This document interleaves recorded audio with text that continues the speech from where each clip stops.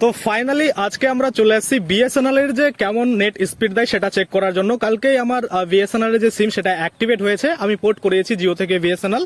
তো সেক্ষেত্রে এখানে 3G টাওয়ার পাই, তো 3G টাওয়ার কেমন স্পিড চলছে বিএসএনএল এর সেটা আমরা দেখবো, এবং পরবর্তীতে 4G যেখানে টাওয়ার পাই সেখানেও আমি যাবো, কারণ আমার বাড়ি যেখানে রয়েছে প্রপার টাউন থেকে 7-8 কিলোমিটার দূরে রয়েছে, যার জন্য এখানে কিন্তু 4G টাওয়ার এখনো পাচ্ছে না, 3G পাচ্ছে। কিন্তু আমি স্যাটিসফাই, মানে আমার বিএসএনএল যা 3G তে স্পিড দিচ্ছে সেটা কিন্তু আমি মানে অনেকটাই খুশি, কারণ এটাতে আমার জিও রিচার্জ রয়েছে। জিও যখন ওয়াইফাই চলে যাচ্ছে, যখন এটাতে আমি ইউটিউব ব্রাউজিং করছি তখন কতটা স্পিড পাচ্ছি, এবং বিএসএনএল এর যে 3G পাচ্ছে সেটাতেই কিন্তু অনেকটা স্পিড পাচ্ছি, কারণ রিলস যখন আমি স্ক্রল করছি তখন কোনো রকম প্রবলেম কিন্তু দেখতে পাচ্ছি না।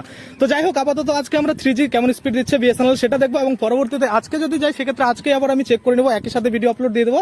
আর না হলে পরবর্তীতে যেখানে 4G পাই সেখানে আমরা গিয়ে আবারও কিন্তু টেস্ট করবো যে বিএসএনএল এর 4G কেমন চলছে। অনেকেই বলছে যে ব্রাউজিং হচ্ছে না, অনেক রিলোড হচ্ছে, টাওয়ারের নিচে যেতে হচ্ছে, কিন্তু আমি অনেস্টলি বলছি আমার